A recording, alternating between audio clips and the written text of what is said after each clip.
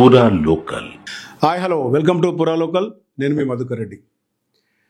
కరీంనగర్ ఉమ్మడి జిల్లాలో రాష్ట్ర వ్యాప్తంగా సోషల్ మీడియా వేదికగా మానకొండ నియోజకవర్గం రాజకీయ కాకాలేపుతుందని చెప్పొచ్చు. సిట్టింగ్ ఎమ్మెల్యే, మాజీ ఎమ్మెల్యే మధ్య మాటల తూటాలే కాదు, విమర్శలు ప్రతివిమర్శలు కూడా తారస్థాయికి చేరాయి. వారికి తోడు పార్టీ కార్యకర్తలు కూడా తామేం తక్కువ కాదన్నట్టు డాక్యుమెంటరీ పరంగా కూడా పోస్టర్ రిలీజ్ చేస్తున్నారు. తాజా వివాదం రాసలీల రసమై కామలీల కవ్వంపల్లి, ఇది క్యాప్షన్. అయితే రాజకీయంగా ఎన్నో విమర్శలు చూస్తూనే ఉంటాం. తాజాగా ఈ వివాదానికి సంబంధించి మనం ఇప్పటివరకు చూసాము. ఇటు కార్యకర్తలు, పార్టీ నాయకులు కూడా ఇదే పంతాలో కొనసాగుతున్న నేపథ్యంలో మనతో పాటు ఇప్పుడు ప్రస్తుతం డాక్టర్ కవ్వంపల్లి ఉన్నారు, మానకొండ ఎమ్మెల్యే, డిసిసి ప్రెసిడెంట్. వారిని అడుగుదాం, అసలు ఈ వివాదం ఎప్పుడు ముగుస్తుంది, అసలు ఈ వివాదం తెరలేపింది ఎవరు, అసలు ఈ రాసలీల కామలీలకు సంబంధం తెలుసుకుందాం. సార్ నమస్తే. నమస్తే అండి. మానకొండ నియోజకవర్గం ఇప్పుడు ఈరోజు తెలంగాణలో తారస్థాయికి చేరింది. రాజకీయంగా ఒక రకంగా ఎన్నికలప్పటి నుంచి ఒక వేడి రగిలినా కూడా ఇప్పుడు దాదాపు మీరు అధికారంలోకి వచ్చిన తర్వాత కూడా ఇంకా కూడా ఈ ప్రతిపక్షాలు స్వపక్షాలకు సంబంధించి ఈ వివాదం కొనసాగుతుంది. ఈ పోస్టర్ల కలకలం ఏంటి? ఏదైతే గుండ్లపల్లి రోడ్డు గురించి అధికారంలో ఉన్నప్పుడు 10 ఏళ్ళు పట్టించుకోలేదు. మేము ప్రతిపక్షంగా ఉన్నప్పుడు చాలా ధర్నాలు చేసినాం. గుండ్లపల్లి టు పొత్తూరు రోడ్డు వేయాలని, ఆ రోడ్డు గురించి గుండ్లపల్లి మీద హైవే మీద ధర్నా చేసినాం. దాని గురించి జైలుకు పోయినాం. దాని గురించి పాదయాత్ర చేసినాం హైకోర్టు పర్మిషన్లతో. వీళ్ళు పర్మిషన్లు ఇవ్వకపోతే ఆ రోడ్డు గురించి ధర్నాకు పర్మిషన్ ఇవ్వలే. అయినా ఆ రోజు రసమై బాలకృష్ణ అక్కడికి వస్తే చెప్పులతో కొట్టినాం అధికారంలో ఉన్నప్పుడు. మరి అధికారంలో ఉన్నప్పుడు ఎందుకు పట్టించుకొని చేయలేదు? 10 ఏళ్ళు ఇచ్చారు కదా నీకు. రాష్ట్ర ప్రజలు 10 ఏళ్ళు నీకు, బీఆర్ఎస్ ప్రభుత్వానికి, నీకు 10 ఏళ్ళుగా ఎమ్మెల్యేగా ఉన్నావు కదా. మేము ధర్నాలు చేసినాం కదా ఆ రోజు. మరి ఆ రోజు చేసినప్పుడు నువ్వెందుకు చేయలేదో ఒక్కసారి గుర్తు తెచ్చుకో. అంటే 10 ఏళ్ళు వంటవు, 1.5 సంవత్సరాల్లో మేము చేయలేదని రంకెలేస్తావు. అరే, నిర్మించడానికి డబ్బులు లేవు, టెండర్లు పిలిస్తే వచ్చే కాంట్రాక్టర్లు లేరు. ఆ రోడ్డు గురించి నువ్వు వట్టిగా గాలివాటంగా ఏదో ఆర్డర్ తీసుకొచ్చినావు. నేను పోయి అప్పుడున్నటువంటి ఎస్సీ ఎవరైతే ఉన్నారో ఆయనను పోయి ఎందుకు పనులు చేస్తలేరని అడిగిన, నిలదీసిన. సార్ దానికి ఫైనాన్షియల్ కంకరెన్స్ లేదు, అది రాదు అన్నారు. అది మా ప్రభుత్వం క్యాన్సిల్ చేసి కొత్త జీవో ఇచ్చేది 71 కోట్లతోని. దాన్ని 3.5 కిలోమీటర్లు వేసినాడు కమాలుద్దీన్ అనే కాంట్రాక్టర్. కమాలుద్దీన్ అనే కాంట్రాక్టర్కు మీరు 100 కోట్లు డ్యూస్ పెట్టినారు. ఆ ఏరియాస్ ఇప్పించండి, నేను వేస్తానని ఆయన అంటున్నాడు. అంటే రోడ్డు వివాదానికి ఈ పోస్టర్లకు సంబంధం ఏంటి? అసలు రాసలీల రసమై అంటే ఏంటి? కనుమరుగైపోతున్నటువంటి వ్యక్తి కాన్స్టిట్యున్సీలో అందరూ మర్చిపోయినారు. ఎట్లా చేయాలి ఈ రోడ్డు గురించి చేద్దామని మొదలుపెట్టిండు. కానీ ఆయన చరిత్ర అంతా నా మీద ఒక పోస్టర్ తీసిండు, కమిషన్లను. దానికి మా వాళ్ళందరూ కూడా రాసలీల రసమై అని 10 ఏళ్ళు చెప్పినాం మేము. 1 సంవత్సరం కాదు, ఆయన జీవితం అంతా ఇదే పని, వేరే పని చేయలే. 10 ఏళ్ళు అభివృద్ధి చేయలే. 10 ఏళ్ళు ఎక్కడ కూడా రోడ్డు బాగలేకపోతే మేము ధర్నాలు చేయడం, ఆయన ఈ పనులు చేసుకుంటుండడం. అందునుంచే 10 ఏళ్ళు మొత్తుకొని ప్రజలకు వివరించి, వీడు ఈ మానకొండ నియోజకవర్గంలో పనికిరాడు, వీడు రాసలీలు చేసుకుంటుంటాడు. అందునుంచి ఈయనకు రాసలీలలో రసమైన పేరు వచ్చింది ఆయన. ఎందుకంటే చిన్నప్పటి నుండి చరిత్ర అదే. ఏ చదువు చెప్పిన పాపన పోలే. ఏ స్కూల్లో ఒక మామూలు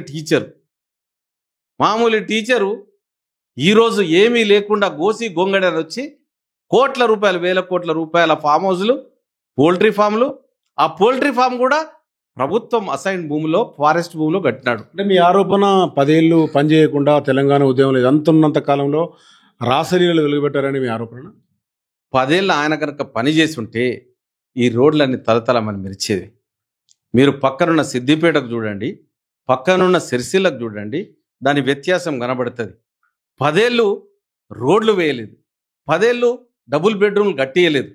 మరి సిద్దిపేటలో డబుల్ బెడ్రూమ్లు ఎన్ని వచ్చినాయి? సిరిసిల్లలో డబుల్ బెడ్రూమ్లు ఎందుకు వచ్చినాయి? నీకెందుకు సిగ్గు లేదు? మేము 10 సంవత్సరాలు నువ్వు ఇందిరమ్మ ఇల్లు నువ్వు డబుల్ బెడ్రూమ్లు కట్టకపోతే ప్రతి గ్రామంలో ఈరోజు ప్రతి మండలంలో 3,500 ఇళ్లను నిర్మిస్తా ఉంటే దానికోసం ఓ ధర్నా. సిగ్గుండాలే చేయడానికి.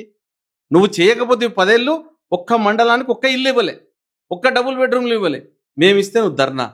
అంటే నేను పాలక పక్షంలో ఉన్నప్పుడు గట్లనే ఉంటా, బలాదూరు తిరుగుతా, ప్రతిపక్షంలో ఉన్నప్పుడు విమర్శిస్తా. అంటే ఇప్పుడు ఈ ప్రధానంగా చూస్తే పోస్టర్ చాలా జుగుప్సాకరంగా, అంటే ఒక నియోజకవర్గంలో ఒక ఎమ్మెల్యే పైన ఆరోపణలు కానీ మాజీ ఎమ్మెల్యే పైన దీన్ని ఎలా అంటే దీనికి బ్రేక్ పడాలంటే ఇప్పుడు కామలీల కవంపల్లి అంటే ఎందుకు ఆ క్యాప్షన్ వీలు పెట్టవలసి వచ్చింది? వాడు చిల్లరగాడు, పచ్చ కామెర్ల రోగమునికి లోకమంతా పచ్చగా కనబడుతుంది.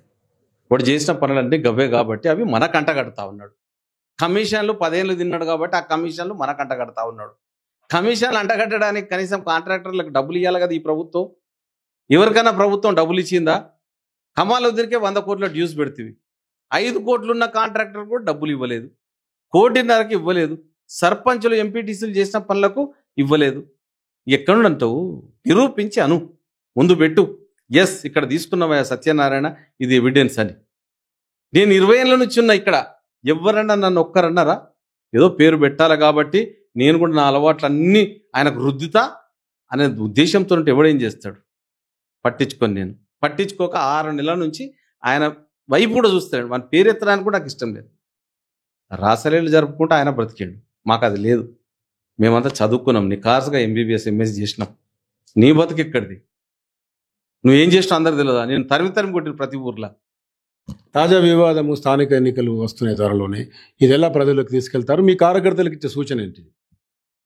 త్వరలోనే ఎన్నికలు అవుతున్నాయి. మా కార్యకర్తలందరినీ సమాయత్తం చేసినాం. ఇంకా పార్టీని బలోపేతం చేస్తూ ఉన్నాం. కాంగ్రెస్ పార్టీ ఇచ్చిన హామీలు 6 గ్యారెంటీలతో పాటు ప్రజలు ఈరోజు ఇల్లు లేక 10 ఏళ్ళు ఇల్లు లేక బాధపడుతూ ఉన్నారు. ఇళ్ళనిచ్చినాం. 10 ఏళ్ళ నుండి రేషన్ కార్డులు ఇవ్వలే, వాటికి జోలికి పోలేదు. ఈరోజు 10 ఏళ్ళు ఇవ్వని రేషన్ కార్డులను ఈరోజు ఇస్తూ ఉన్నాం. తప్పకుండా ప్రజలందరూ కూడా ఇందిరమ్మ ఇల్లు, 10 ఏళ్లలో ఒక్క ఊరికి ఇల్లు లేదు.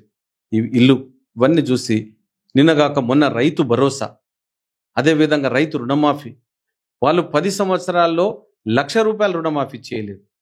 మేము వచ్చిన సంవత్సర కాలంలో 2 లక్షల రుణమాఫీ చేసినాం. కొంతమందికి రాకపోవచ్చు, కానీ 100% చేసినాం. మరి ఇవన్నీ చేసిన తర్వాత ప్రజలందరూ కూడా నిరుద్యోగులు 10 సంవత్సరాల్లో ఒక్క గ్రూప్ అని ఉద్యోగం ఇయ్యలే. ఏ ముఖం పెట్టుకుని మాట్లాడతారు? కాబట్టి ఈరోజు మరి మేము 60,000 పైచిలకు ఉద్యోగాలను ఇచ్చినాం. ఏ డిపార్ట్మెంట్లో చూసినా టీచర్లను ప్రమోషన్లు ఇచ్చినాం, టీచర్ల అపాయింట్మెంట్ చేసినాం, డిఎస్సి నిర్వహించినాం. 10 ఏళ్లలో నాశనం అయిపోయింది ఈ తెలంగాణ రాష్ట్రం. మరి ఈరోజు అభివృద్ధిని ప్రజలు చూస్తూ ఉన్నారు. మీ ప్రచారానికి మేము చచ్చిపోతున్నాం, పార్టీ లెగుస్తలేదు, ఇక జాకీలు పెట్టి లేపుదామని చూస్తూ ఉన్నారు. అధికారంలోకి వచ్చుడు నియంతృత్వ ప్రభుత్వాలు ఏవైతే నియంతలు పాలించిన ఇది ఎప్పుడు చరిత్రలో రాలే, ఇది కూడా మళ్ళీ అధికారంలోకి రాదు. మొన్నటి ఎలక్షన్ నుండి చూస్తే కూడా ఇప్పటి వరకు మీ ఇద్దరి మధ్య ప్రచ్ఛన్న యుద్ధం నడుస్తుంది, మాటల యుద్ధం నడుస్తుంది. ఇది ఒక వివాదం కూడా తెర మీదకి వచ్చింది. ఇదంతా పులి స్టాప్ పడాలంటే ఎట్లా? మీరు ఇచ్చే సూచన ఏంటి? ఇది ఒక్కసారి మీకు జీవో చూపిస్తాను. ఇది మా ప్రభుత్వం వచ్చిన తర్వాత అదే లైట్ చూడు, డేట్ చూడన్నా ఎప్పుడున్నది? మొన్నటిది రోడ్, ఇది రోడ్ది ఎప్పుడు వచ్చిందన్నా? 23 పాతది, 06123 6123 పాతది కదా. దీంట్లో ఫైనాన్షియల్ కంకరెన్స్ ఎంత ఉన్నది, ఏమున్నది? మనం వచ్చిన తర్వాత ఏదన్నా